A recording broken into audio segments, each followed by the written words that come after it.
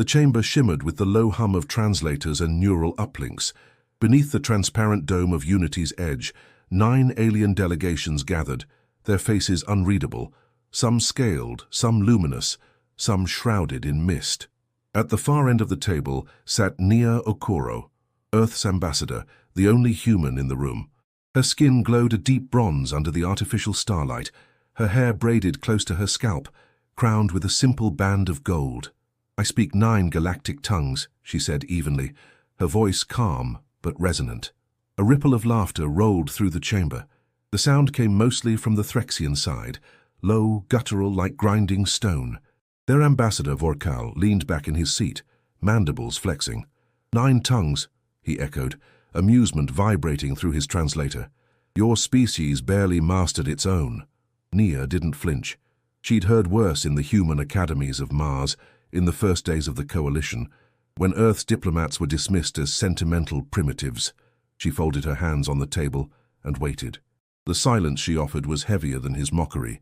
Vorkal's eyes narrowed. He expected her to break the silence, to defend herself, but she waited. Around them the other delegates shifted uncomfortably. The air thickened with tension and curiosity. When she finally spoke, it was not in English. It was in the lilting tonal melody of Ishtari, a language known for its emotional density. Every syllable carried shades of feeling that no mechanical translator could render. Her voice rose and fell like a song from Earth's old Yoruba hymns. "I speak not with pride, but with purpose," she said in their tongue. "And if meaning lives in more than words, perhaps you will hear what your machines cannot." For a moment the chamber went utterly still. Even the ever-pulsing lights along the walls seemed to hesitate. The Threxians exchanged glances, uncertain. Their laughter had died in their throats. Nia met Vorkal's eyes and smiled, a small, deliberate gesture of confidence. She wasn't performing. She was translating her own humanity into a form the galaxy could feel.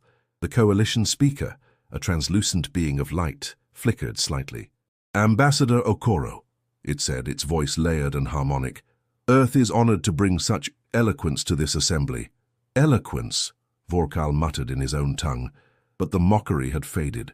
He didn't understand how a species that built its starships from salvaged metal could master the dialects of empires older than its sun. Nia inclined her head. "Language is more than words," she said softly. "Its rhythm, pulse, the memory of breath.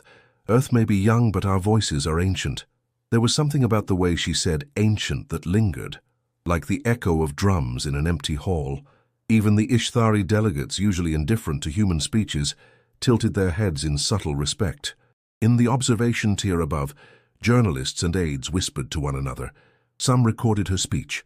Others simply watched, entranced. Nia felt the weight of every gaze but remained composed.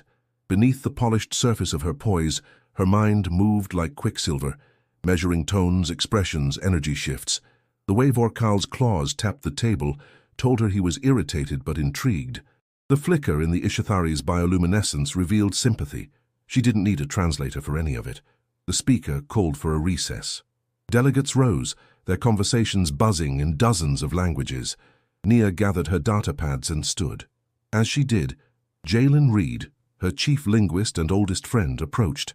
"You had him speechless for a second," he murmured with a grin. "That's a first for a Threxian." Nia allowed herself a quiet chuckle. "They laugh because they think emotion is weakness," she said, "but emotion is where truth hides." Jalen nodded.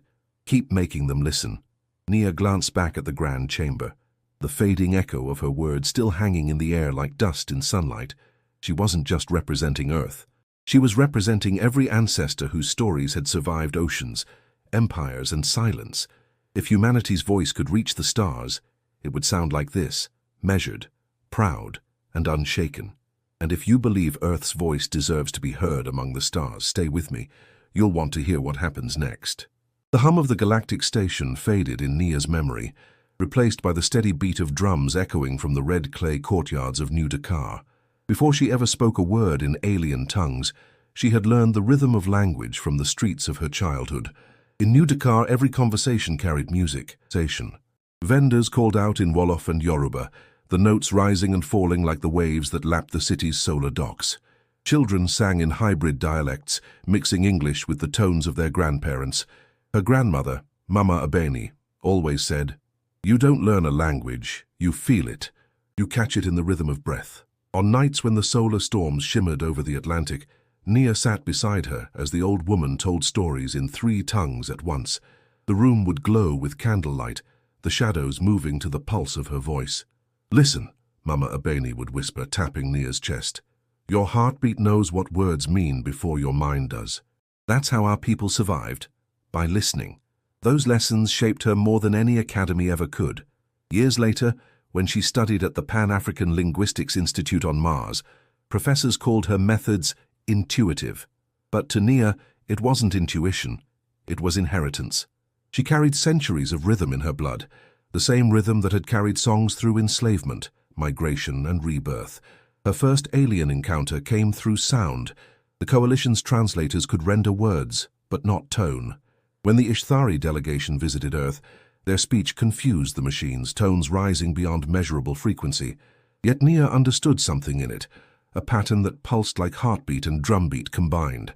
When she responded, not with translation but rhythm, the aliens paused.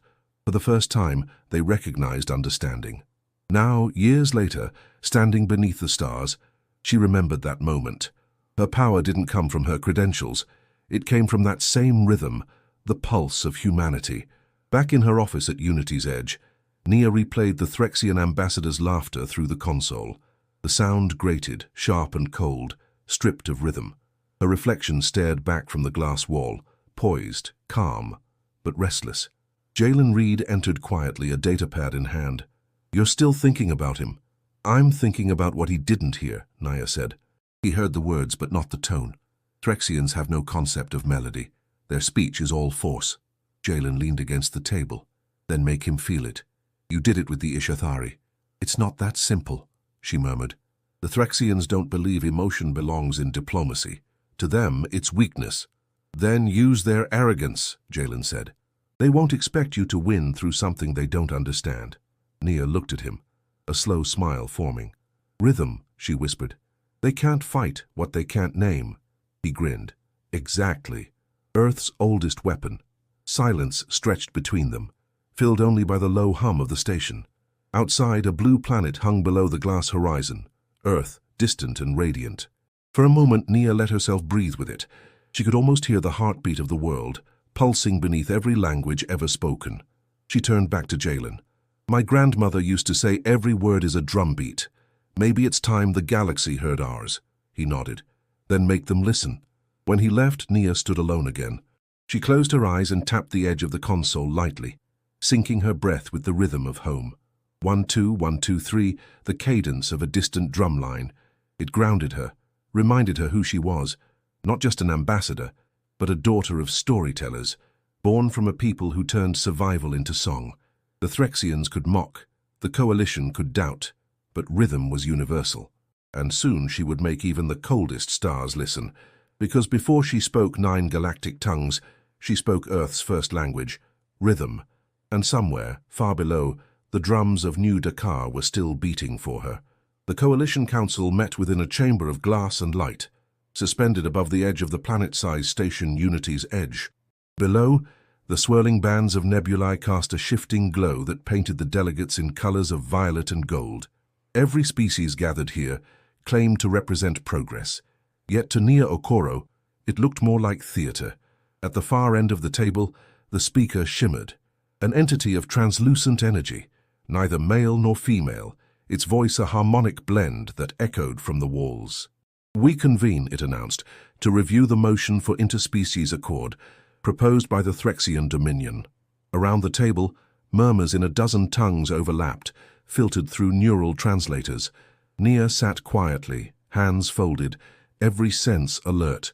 Beside her, Jalen Reed tapped his datapad, feeding her real-time linguistic patterns. She didn't need them. She could read tone, gesture, and silence better than any machine.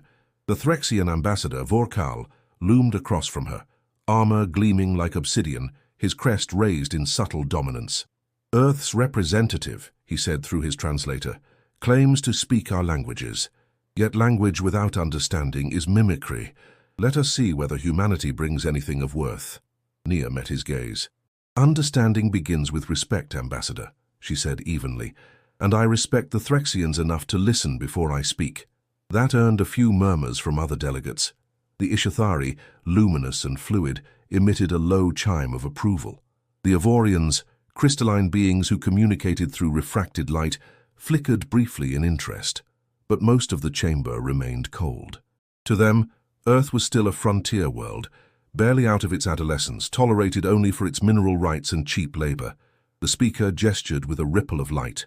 Earth is invited to present its assessment of the Threxian motion. Nia stood slowly, her pulse steady. The Dominion's proposal calls for resource sharing, she said.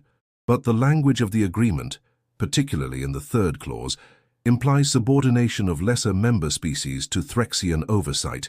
That wording violates the Coalition Charter. Vorkal's mandibles clicked sharply. You misinterpret, he said.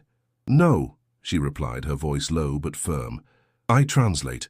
There's a difference. A hush fell.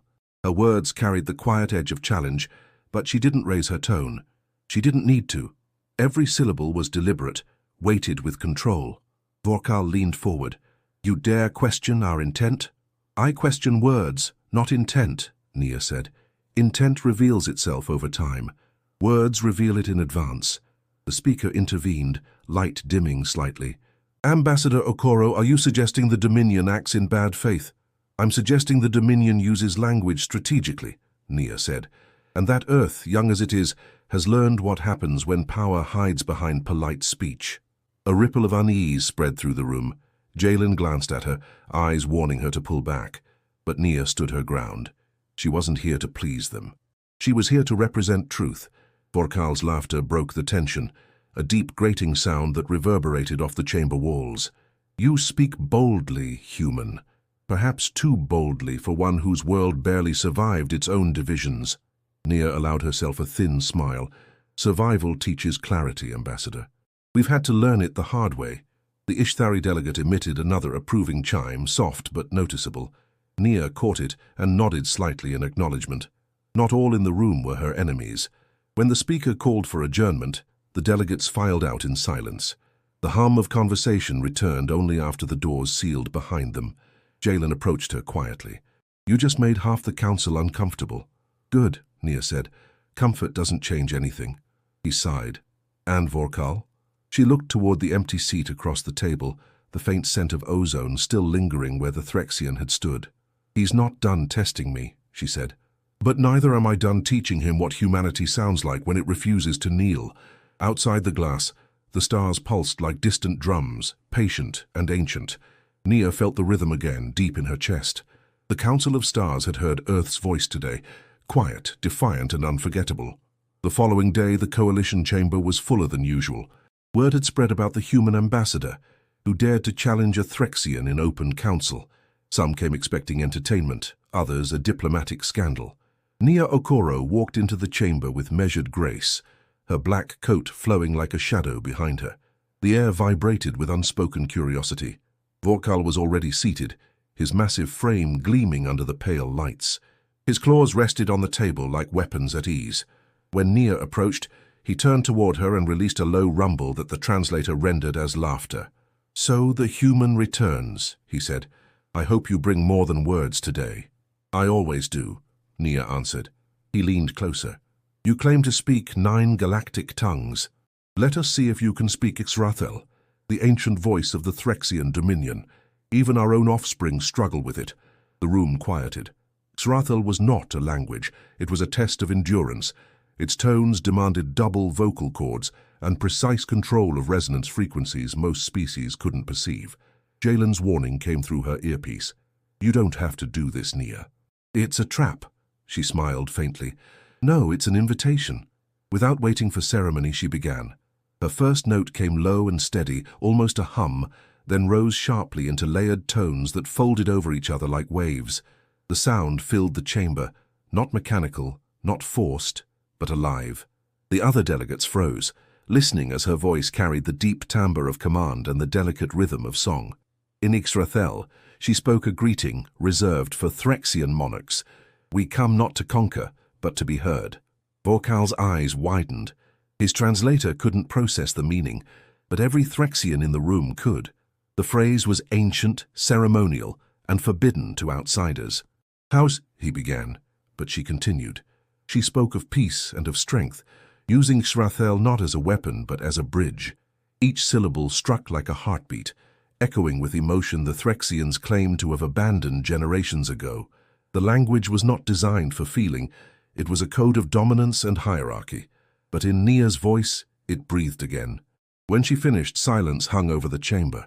The Ishthari delegates pulsed with soft blue light, a sign of awe. Even the Avorians dimmed their internal radiance in quiet respect. Vorkal rose slowly, disbelief etched into every movement. "Impossible," he said. "No human should be able to speak Israthel with resonance." "I didn't learn it from your manuals," Nia replied. "I learned it the way my ancestors learned to survive, by listening." The translator struggled to catch the emotion in her tone, but every being in the chamber felt it. Vorkal slammed his claws onto the table. "You mock us." "No," she said softly. "I honor you, but perhaps you've forgotten what your own language once meant." He stared at her, breathing hard. For a moment his gaze faltered, not in anger but in something dangerously close to recognition. The speaker's voice interrupted, calm but resonant. "Ambassador Okoro, your command of Zurathel is unprecedented. The Council will review your linguistic credentials immediately." "Let them," she said. "But languages are not credentials. They are connections." When the session ended, murmurs filled the hall. Reporters whispered, data feeds streamed, and analysts debated how a human could outspeak a Threxian. Jalen caught up to her as they exited the chamber. "You realize what you just did, right?" Nia smiled, but her eyes were distant. "Yes, I reminded them that power doesn't always sound like force. Sometimes it sounds like truth." Behind them, Vorkal remained at the table, motionless. His laughter from yesterday echoed faintly in memory, but now silence had taken its place. And for the first time in centuries, a Threxian ambassador had been left without words. The corridors of Unity's Edge buzzed with diplomatic traffic, but around Nia, a bubble of silence followed. Delegates who had dismissed her now glanced twice. Some nodded with respect, others with caution. The performance in Exrathel had shifted the atmosphere, but Nia knew better than to mistake attention for approval.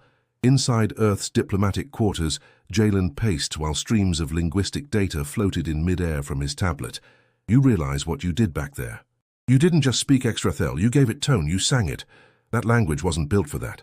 Nia leaned against the edge of the console, her arms crossed. "Exactly. It was built to suppress emotion, which means they buried something in it. Something old. Something they forgot." Jalen stopped pacing. "You think you uncovered an emotional layer? Like phonetic remnants of a pre-Dominion culture." She nodded. "I didn't just feel syntax, I felt longing."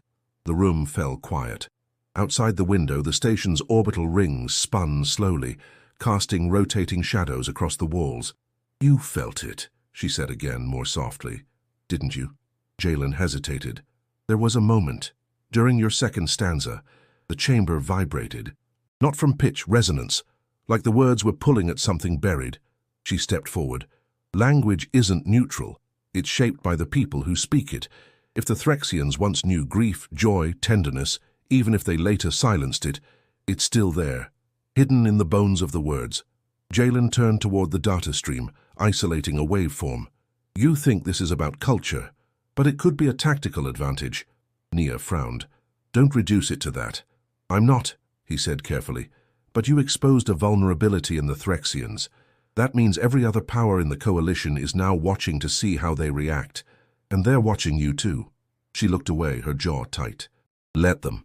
A chime interrupted them. Commander Ayanda Cole entered, dressed in Earth Security Command black. Her gaze was sharp, assessing. "You made history today," she said, not as praise but as a statement of fact. Nia didn't respond. Ayanda crossed her arms. "You also made enemies. The Threxians are rattled. That means they're dangerous. Don't underestimate what pride makes a species do." "I don't plan to," Nia said. Ayanda studied her for a long moment.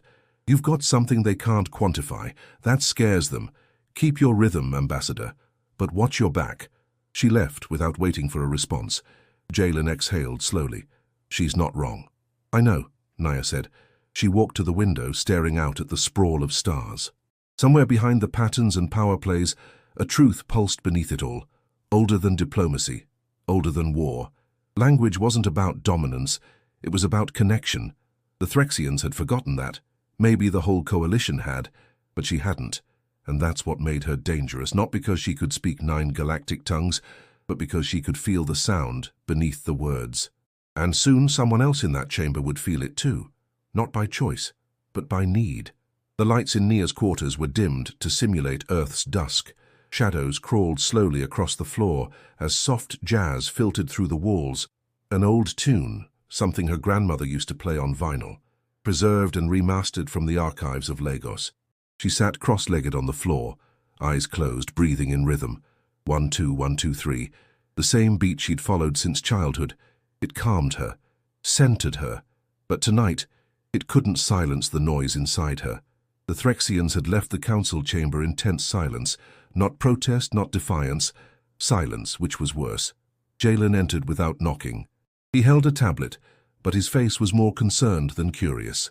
"You should see this." Nia opened her eyes slowly. "Another report? More like a reaction. Coalition Network's linguistic scholars are dissecting your speech. Some are calling it mimicry. Others call it mimicry evolved. But one paper, anonymous, says it's something else, something they call emotive coding."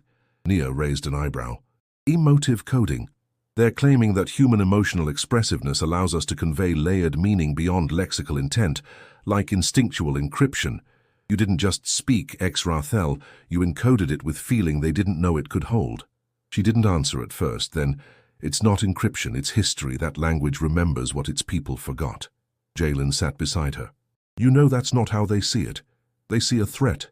If you can reach into their language and pull out things they've buried, what else can you do?" She glanced at him. "That's their fear, not mine." He studied her face. "You're not worried. I'm not afraid of being misunderstood. I'm afraid of being silenced." The music faded into a softer melody. A breath of horns, slow and low, filled the room. "Emotion is a code," Nia said. "Every culture has it, even if they pretend not to. The Threxians are no different. They just buried it under conquest. But it's still there, hidden in phrasing, rhythm, structure. Their syntax hesitates around loss. They avoid terms for grief. Even their word for victory implies the absence of mourning." Jalen blinked. "You've been listening that closely?" "I've been listening since they laughed." Silence fell again. Then the door buzzed. Commander Ayanda entered without ceremony. "Council update," she said, voice clipped. 2 Threxian diplomats requested private meetings with neutral species. "Not with us." Nia stood. "They're regrouping. They're watching you," Ayanda said. "And not just them. The emissaries from the Aurelian Assembly asked for a record of your speech. So did the Ishthari. Everyone wants to know how a human cracked a language designed to resist emotion." "I didn't crack anything," Nia said. "I remembered something they forgot." Ayanda stepped closer. "Then remember this too. Earth doesn't get second chances out here. One mistake and they won't just silence you, they'll bury you in protocol." Nia nodded once. "I don't plan on making mistakes." "You already made one," Ayanda said, eyes steady. "You revealed your strength too soon, now they know what to watch for." She turned and left. Jalen sighed. "She's not wrong." "I know," Nia said. Her gaze drifted to the stars beyond the window, their cold fire unmoved by her voice. But sometimes the only way to be heard is to speak louder than they expect. The jazz faded into silence. The pulse of the station returned, low and constant, like a heartbeat under pressure. She walked to her console, pulled up the Threxian syntax archive, and began marking phrases, hesitations, pauses, contradictions. She traced every fracture in the language like a map of buried pain, because if they feared what she could hear, they hadn't yet imagined what she could reveal. The alarm pierced the night cycle, its frequency sharp and artificial. In the diplomatic wing of Unity's Edge, red lights flared along the corridors, painting every surface in urgent pulses. Nia was already dressed. She never fully undressed during negotiations, an old habit from Earth's more volatile conferences. Ayanda's voice came through her comm. "Breach in Sector 12. Earth's comm array hit. Localized pulse. No casualties." "Cos?" Nia asked, already on the move. "Sabotage. Internal." By the time she reached the secure room, Jalen was waiting with a hard expression and 3 data sticks in hand. "Someone erased our last 2 recordings. Council interactions, linguistic logs. All gone. Just us." Nia took the middle drive, plugged it into the wall terminal. Any backups? Redundant drives are offline. No trace. This was surgical. Ayanda stepped in, eyes narrowed. The Coalition's security team is running protocol reviews, but unofficially, they're implying it was us, that we staged the breach. They're framing Earth, Jalen said. They're testing us, Nia said. Her voice was calm, but inside her chest tightened. This wasn't about data loss. This was leverage. Who benefits from this? Jalen asked. Ayanda answered first. The Threxians, obviously. You humiliate their ambassador, then suddenly Earth's communications go dark. Convenient narrative. But they wouldn't risk the backlash of direct sabotage, Nia said. Not unless they had a buffer. Then someone else did it for them, Jalen said. Or worse, someone who doesn't want peace at all. Ayanda nodded. Which means they'll try again, and next time it won't be just data. Nia turned back to the screen. Then we control the narrative before they do. She composed a formal request for a council inquiry. Not an accusation, but a probe into system integrity across all embassies. Worded carefully. Just enough pressure to trigger discomfort, not defense. You're playing politics now, Ayanda said. I'm playing survival, Nia replied. They want us reactive. I'm giving them reflection. Won't matter, Jalen muttered. Vorkal's going to use this. He'll claim we're destabilizing the talks. Then we show them we're the only ones still trying to build something, Nia said. Even while someone else tears it down. Hours later, the council reconvened in emergency session. The chamber was colder than before. The Threxian delegation sat with their crests lowered in solemn silence, a rare gesture, performative or not. Vorkal rose. We condemn the act of sabotage against Earth's communications, he said with rehearsed gravity. We believe all delegates must be protected. Unity is fragile, a perfectly diplomatic lie. Nia stood without ceremony. Earth appreciates the sentiment. We trust the Coalition's investigation will find the truth. The speaker acknowledged both with equal neutrality, but the room held its breath. Tensions had shifted, not visibly but underneath, like fault lines waiting to crack. When the session ended, Nia stayed behind, staring at the council table. Ayanda approached quietly. That was a warning shot. I know, Nia said. They won't stop here. She didn't answer. Her fingers tapped the edge of the table, slow and steady. 1, 2, 1, 2, 3. We can bring you off the line, Ayanda said. Transfer diplomatic duties to another envoy. Let this blow over. Nia turned to face her. If they take my voice, they take Earth's voice. I won't let that happen. Outside the glass, the stars spun in slow procession, silent, watching. Somewhere in the silence, a message was being crafted, not in words, in shadows. And Nia knew if language was a weapon, the next attack wouldn't come in fire. It would come in silence. The analysis room was dark, lit only by the floating glyphs of alien languages rotating through projected fields. Nia sat at the center, surrounded by sound. Fragments of Threxian communications played on loop, raw transmissions pulled from intercepted pulses, supposedly encrypted but filled with cracks. Jalen stood beside her, arms crossed, eyes flicking through patterns. They think it's noise, fragmented frequency scatter. But I've seen this structure before. Shortwave patterns hidden beneath tonal masking. Sublinguistic layering, Nia said. Deliberate emotional suppression, but it's bleeding through. She leaned in, adjusting the playback pitch. Beneath the distorted chatter, a tremor, too low for most translators to recognize, surfaced again and again. Not words, not even phonemes. A rhythm. Do you hear that? She whispered. Jalen frowned. It's almost like sobbing. No, not sobbing. Grieving, like a mourning drone. That's not code, Nia said, voice low. That's instinct. He ran a scan. The emotional index is off the charts. This isn't just military chatter. This is cultural memory leaking through protocol. They exchanged a look. A silence passed between them, heavy and sharp. Nia straightened. Pull every Threxian transmission from the last 7 cycles. Cross-reference for tonal irregularities. I want to map the emotional resonance across every diplomatic exchange. Jalen blinked. That's thousands of files. Then start now. He didn't argue. As he worked, Nia sat back, breathing slowly. The grief embedded in the recordings was unmistakable, but it didn't match the official narrative of the Threxians. Cold, calculated, emotionless by design. No, this was old, pre-Dominion, and it was coming to the surface. Ayanda arrived an hour later, her face tight with concern. The Coalition has ordered a formal review of Earth's linguistic protocols. They're questioning the emotional interference in your extrathel performance. They're saying I cheated. They're saying you manipulated cultural semantics beyond diplomatic intent. Nia let out a dry laugh. Because I made them feel something. Ayanda didn't smile. The Threxians haven't filed a complaint, which means they're watching, waiting. You've stirred something they don't understand. And now the Coalition doesn't trust what it can't quantify.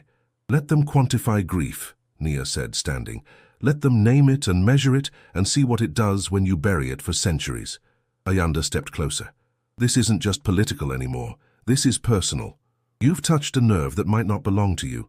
Nia's voice dropped. That nerve runs through all of us. Outside the room, the station moved through silence, orbiting the unknown. The stars watched, distant and indifferent, but in the void between signals, something human was listening. Later that night, alone in her quarters, Nia pulled up the oldest files from the Threxian archive. She bypassed security layers with voiceprint access and academic credentials. She found a speech, centuries old, a funeral rite, barely preserved, hidden behind reclassification. She played it, and there it was again, that low rhythm, that undercurrent of sorrow, the same one in their encrypted chatter, the same one in their silences. She sat in the dark, the sound playing softly. It wasn't just the past, it was the truth.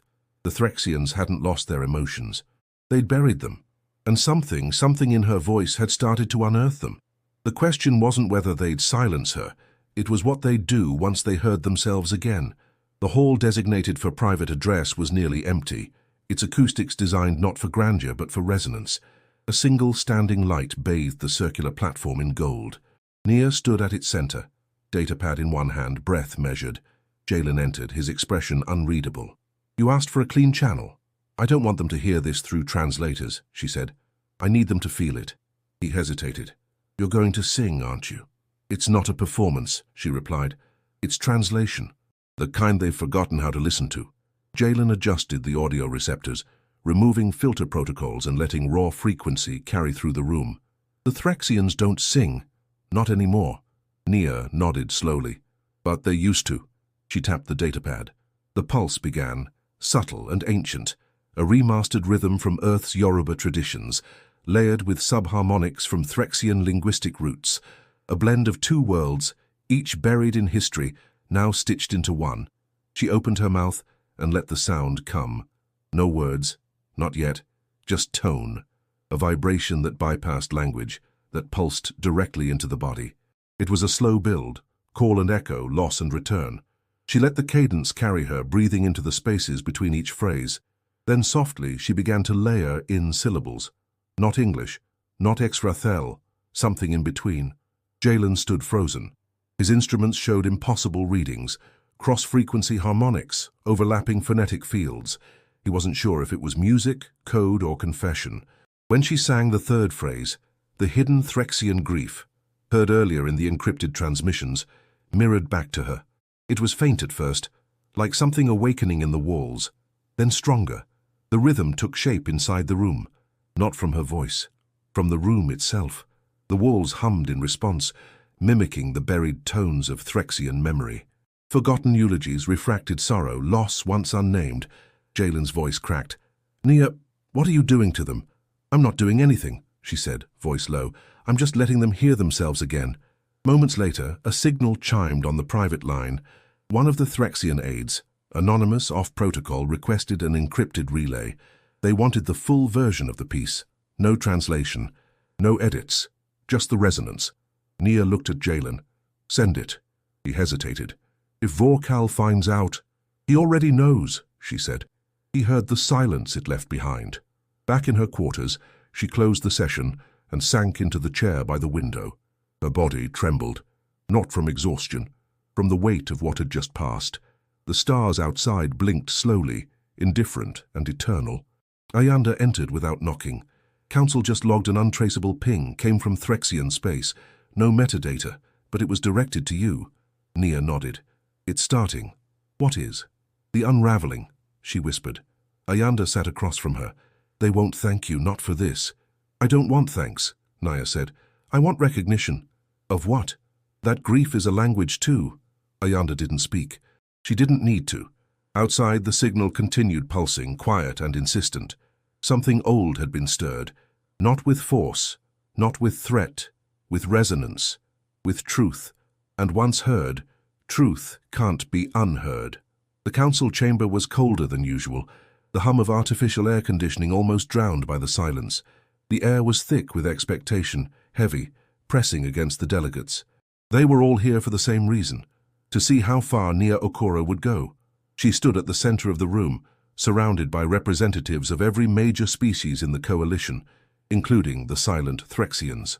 Their ambassador, Vorkal, sat at the far end, his angular form still and unyielding. The pale lights above cast long shadows, amplifying the weight of what was about to unfold. Ambassador Okoro, the speaker said, its voice a neutral hum. The council has called this session to address the unanticipated resonance of your recent performance. It has raised questions of emotional manipulation. Nia's gaze was steady. I didn't manipulate anything. I only shared what was already there. A truth you can't ignore. There was a ripple of low murmurs across the room, the translation systems buzzing softly with 100 different languages. Vorkal leaned forward, his voice cutting through the noise. What you did wasn't sharing truth. It was a violation of protocol. You distorted our language, reshaped it into something we do not recognize. Something you forgot, Nia replied, her voice clear. You erased your own history and left only the skeletons of your words. And what you've done is expose us to the galaxy as weak, Vorkal spat. We are a species built on strength, on clarity of thought, but you have turned our language into a weapon of emotion. Nia's heart beat steadily, but beneath the calm her pulse quickened. She was ready for this. She had anticipated it. Emotion is not a weapon. It's a bridge. It's how we communicate what words alone cannot reach. There was a subtle shift in the room, a quiet stirring of discomfort. Even the Ishthari, whose bioluminescence usually burned with an almost serene calm, flickered faintly. The Avorians, who rarely showed emotion in their crystalline forms, seemed to shimmer slightly, as if registering the gravity of her words. But it was the Threxians who were most affected. Their stillness, once a sign of dominance, now felt uncertain, brittle. The speaker motioned for quiet, then addressed Nia. The council cannot ignore the implications of your actions. You have stirred deep emotions in the Threxian delegation. There are those who believe this crosses the line between diplomacy and interference. I didn't interfere, Nia said. I merely offered the chance to hear the truth of their own people, something they've buried for generations. I gave them a chance to be whole again. Vorkal's eyes narrowed. You speak as if you know our people, as if you understand what we've been through. I do, she said, her voice soft but unwavering. I understand the cost of silence, of pretending something doesn't exist because it's inconvenient. I know that because we've been there. Earth knows what it's like to bury the past, to pretend that the pain is gone when it's still haunting you, but you don't get to move forward until you face what you've buried. The room was silent, the weight of her words pressing down on everyone. The Threxians were still, their gazes fixed on her, uncertain. For a moment it felt like the galaxy itself held its breath. Then the speaker broke the silence. The council will deliberate on this matter, but Ambassador Okoro, your actions have made it clear that diplomacy is no longer just a matter of words. Then let it be a matter of truth, Nia said. Let it be a matter of what we've all buried and what we must finally face, because only then can we move forward. Together. As the chamber emptied, the delegates filed out in silence. Nia remained standing at the center, her posture strong, her heart steady. She had done what she came here to do, and now it was up to them to decide whether they would listen to the truth or continue to hide in the shadows of their own making. The hours following the trial were heavy with silence. Nia stood alone in her quarters, the only sound the soft whirring of the station's life support systems. It was as if the entire galaxy was holding its breath, waiting for the council's decision, waiting for her next move. Outside the window, the stars hung in cold constellations, their brilliance indifferent to the chaos unfolding within the walls of Unity's edge. She had given them everything. Her words, her truth, her own emotional rawness, laid bare for all to see. And still the weight of what came next pressed on her chest like an iron bar. She closed her eyes, the room darkening around her. In the quiet, she could hear the echoes of the past, of her grandmother's voice, strong and commanding, guiding her through the teachings of Earth's oldest traditions. "Remember," her grandmother had said, "our people have always known the weight of survival, but we also know the strength of remembering." Nia's thoughts wandered back to the roots of her training, the lessons she'd learned growing up in the Afro-futurist quarter of New Dakar. She had been taught that history was not just to be studied, but to be felt. It was woven into every word, every song, every prayer. History wasn't just a record of the past, it was the rhythm that kept them moving forward. The hum of her console brought her back to the present. A message had arrived. She didn't need to check the sender. She knew who it was. It was Vorkal. She pressed the screen. "Ambassador Okoro," the message began. "The Threxian Dominion has considered your words carefully. You have presented a challenge we did not expect, a challenge that calls into question the foundation of our beliefs. But that, Ambassador, is not a crime. It is a door." The words hung in the air, and Nia could almost hear the Threxian ambassador's voice, flat yet tinged with something deeper. "Your actions," the message continued, "have forced us to reconsider what we have buried in our language, in our hearts. And in the silence that followed your performance, we have found something we cannot ignore. This is not a resolution, but a beginning." Nia sat back, the weight of the message sinking in. She had known it wouldn't be easy, but she hadn't expected this.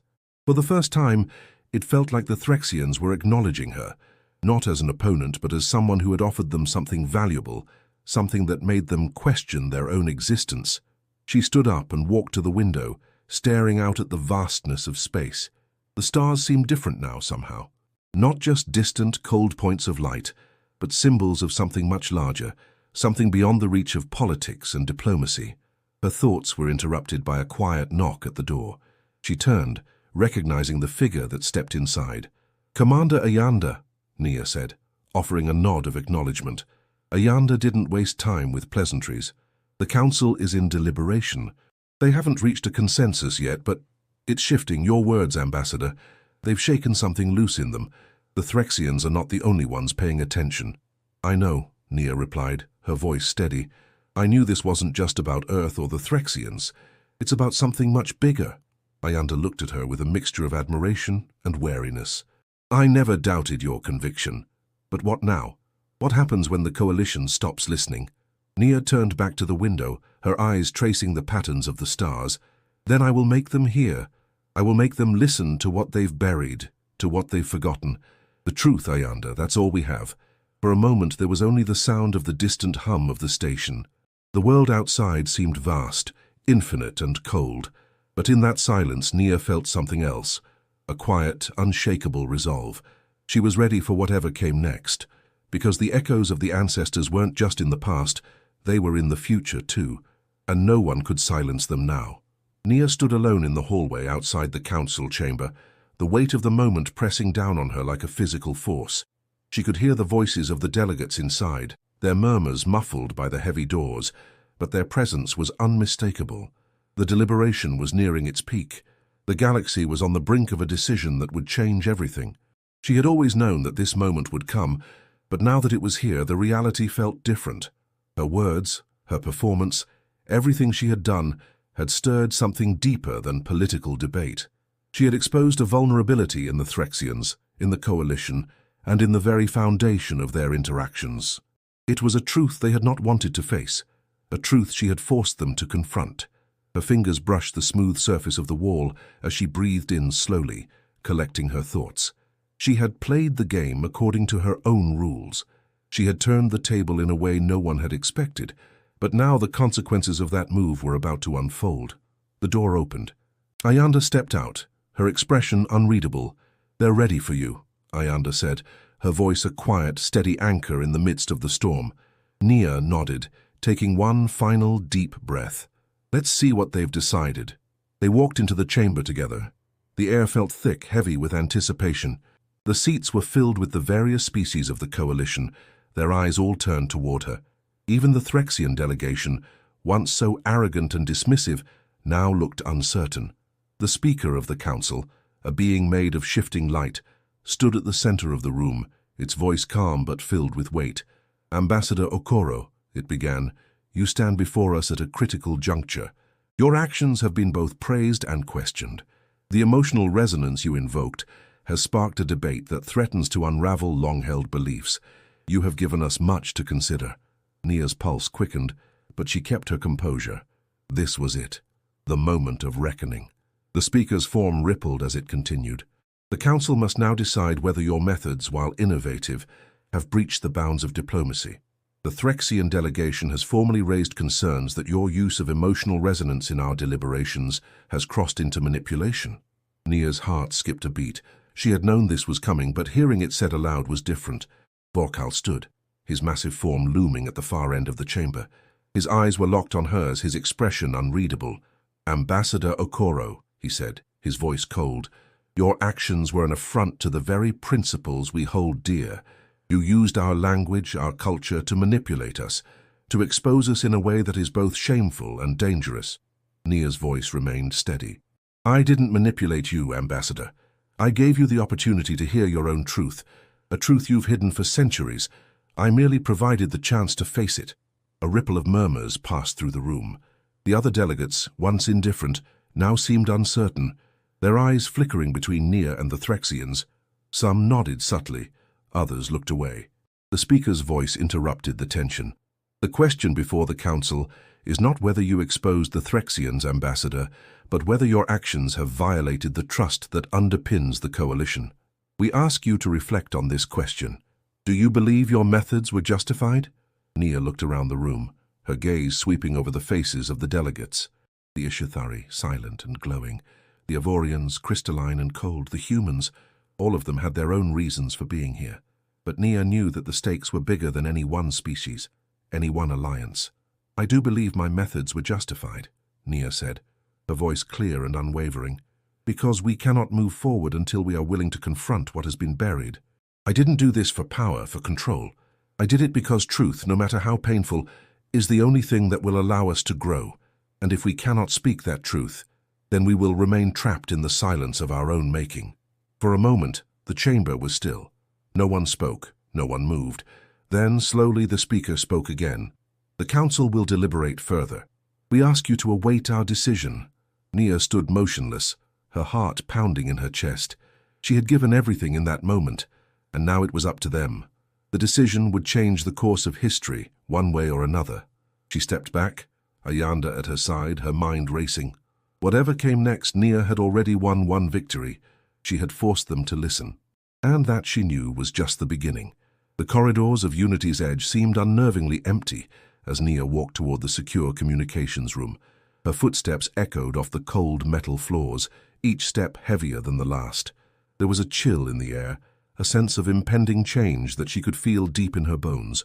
The decision of the council wasn't just a formality. It was the final test. Her fingers grazed the cool surface of the door as she entered the room. The message from the Threxian still lingered in her mind, heavy and cryptic. A door. What had it meant? A door to what? Before she could settle into her seat, the door slid open again. Jalen stepped in, his face etched with concern. "You got the call from the Threxians, didn't you?" Nia nodded, her voice low. "I did, and I've been thinking about it ever since." "I don't like this, Nia," Jalen said, crossing the room to stand beside her. "This is all too quiet. The Threxians aren't a species known for their subtlety. They've been watching you closely. And I'm not convinced they're just questioning you out of curiosity." "I know," Nia replied, "but it's not just about me. It's about what we've been forced to bury, the emotions, the truths, the things we haven't been allowed to say for centuries." Jalen looked at her with a mixture of frustration and concern. "And what happens if you open that door too far? What if they turn on you? You've already pushed them to their limits." Nia's expression hardened. "Then they'll have to face it, because if I don't speak it, who will? The galaxy is waiting for us to find common ground, but that can only happen when we stop pretending to be something we're not." Her eyes flashed with a sudden intensity as she turned to Jalen. "They need to hear their truth, even if it destroys everything they've built, even if it destroys me." Jalen sighed, the weight of her words hanging in the air between them. "I just don't want to see you hurt, Nia. The Coalition, the Threxians, these aren't the kinds of entities that deal kindly with people who stir the pot too much." "I'm not here to make friends, Jalen," Nia said, her voice resolute. I'm here to change the way we speak, the way we feel. What good is a galaxy full of words if we can't speak from our hearts? She paused, her gaze softening as she considered the enormity of what she had just said. I'm not afraid of the fallout. I'm afraid of what will happen if we continue to hide. Jalen was silent for a long moment before he nodded. I just hope you're ready for whatever comes next. Because once that door is opened, there's no going back. Before Nia could respond, the comms panel lit up, signaling an incoming transmission. Her pulse quickened as she saw the source. It was from the Threxian delegation. She glanced at Jalen, her heart pounding in her chest. It's them. Jalen gave her a pointed look. Are you sure you want to do this? Nia hesitated for only a moment, then stood tall, her eyes never leaving the screen. We don't have a choice. She activated the call, and the cold, calculating face of Vorkal appeared on the screen. His expression was unreadable, but there was something different about him now. A quiet respect or perhaps a recognition of something deeper than politics. Ambassador Okoro, Vorkal said, his voice steady but not as sharp as before. Your actions have caused ripples within our dominion. It is not easy for us to admit, but we have underestimated the power of your truth. Nia held his gaze, her heart racing. Then it is time to confront it. For a moment there was nothing but silence between them. Then Vorkal spoke again, his voice almost softer than she expected. There are some things in our history that cannot be undone, but perhaps we can begin to heal. Nia's breath caught in her throat. She had pushed them to the edge, and now they were finally beginning to see. But what price would that healing come at? We will speak again soon, Ambassador, Vorkal said, his eyes narrowing slightly. But know this, you have forced us to reconsider the path ahead, and that is not something we take lightly. The screen went dark. Nia stood frozen, the weight of the moment sinking in. What had she just unleashed? What price would they all pay for the truth to be heard? The following day felt different. The station, once bustling with the usual quiet hum of activity, was now still. Even the lights seemed dimmed, as if the universe itself was holding its breath.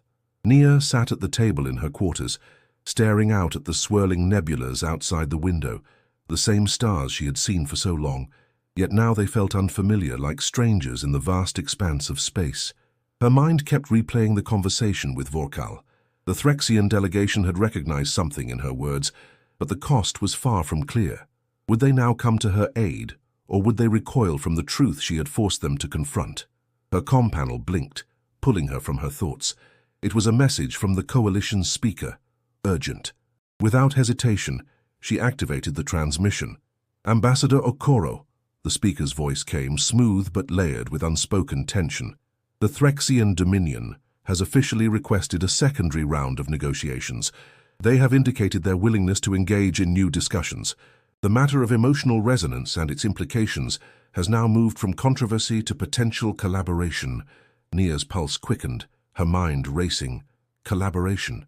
It was an unexpected turn, one that carried immense weight. What is their stance on the previous dispute? She asked, voice steady despite the uncertainty that twisted inside her. The Threxians no longer view your methods as a violation. They are exploring a new avenue of dialogue, one that incorporates emotional expression in formal negotiations. It is a major shift in their perspective, though it is not without its challenges. Nia couldn't help but allow herself a small, fleeting smile. This wasn't just a diplomatic victory. It was a shift in the very fabric of interspecies relations. But how deep would the change truly go? She needed to be cautious. And what is the Coalition's position? She asked, leaning forward. The Coalition is cautiously optimistic. This is uncharted territory for many species. The debate is far from over, but your actions have opened a new dialogue, one that was once considered impossible. The Council will meet soon to formalize a response. Nia's eyes narrowed, the weight of her position clear in her mind. She had pushed the boundaries, but now she stood on the precipice. What would the universe expect of her now?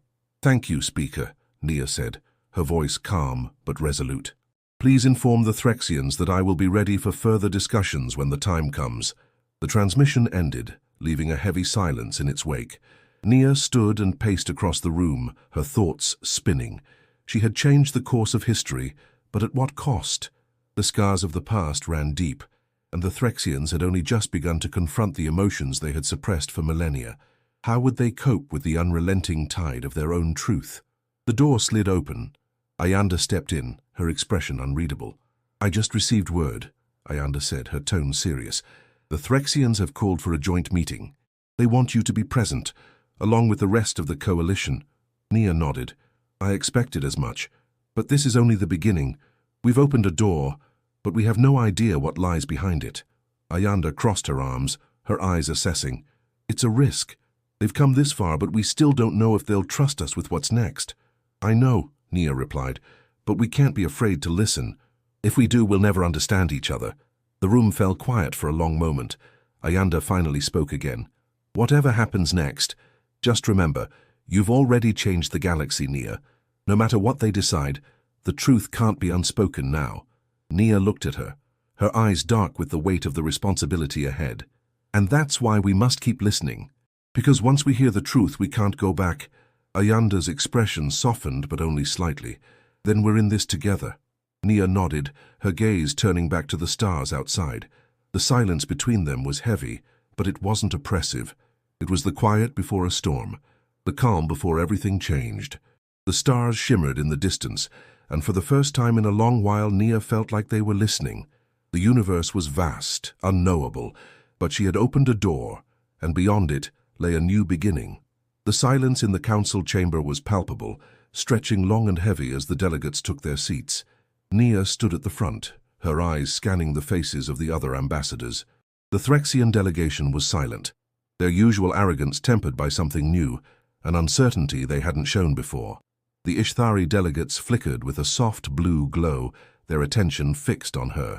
The Avorians, crystalline and stoic, showed no emotion, but Nia knew their minds were racing. The Speaker of the Council, a being of pure light, called the session to order, its voice rich with gravity. "The Coalition has gathered here today to discuss the implications of Ambassador Okoro's methods. What we face is not simply a diplomatic challenge, but a shift in the very foundation of how we communicate across species." Nia stepped forward, her heart steady, but her pulse quickening with every step. She was about to do something unprecedented, speak the truth not just in words, but in a language that reached deeper than the surface. Her 9 tongues, each carrying its own rhythm, its own history, were at her disposal. She could feel the weight of the room pressing in on her. But she wasn't just speaking for herself anymore.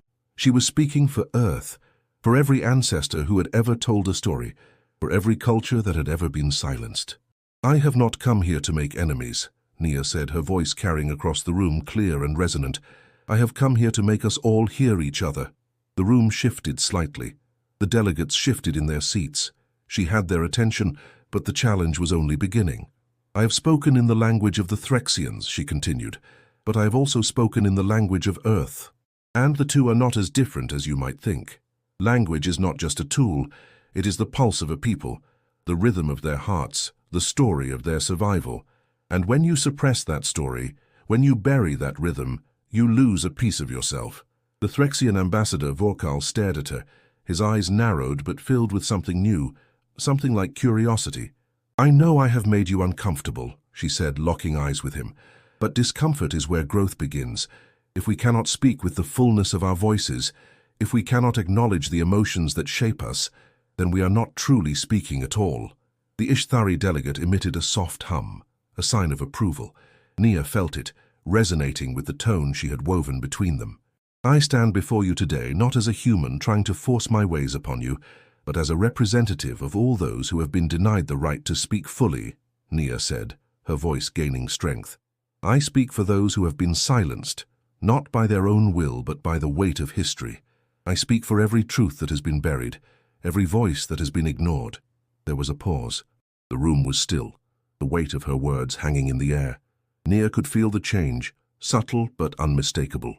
They were listening. "I speak for the voices of 9 tongues," she continued, her voice low and steady, each one carrying its own history, its own rhythm, its own story. And together, these voices tell one truth. We cannot move forward unless we hear each other completely. A ripple passed through the room. The delegates were leaning in now, their attention fixed on her every word. She had not just broken through their resistance, she had reached their hearts. "And that," Nia said, "is how we will build the future." Not with words alone, but with the truth of our voices. 9 tongues, 1 voice. There was a moment of silence that stretched between them all, and then, as if in agreement, the room seemed to breathe as one.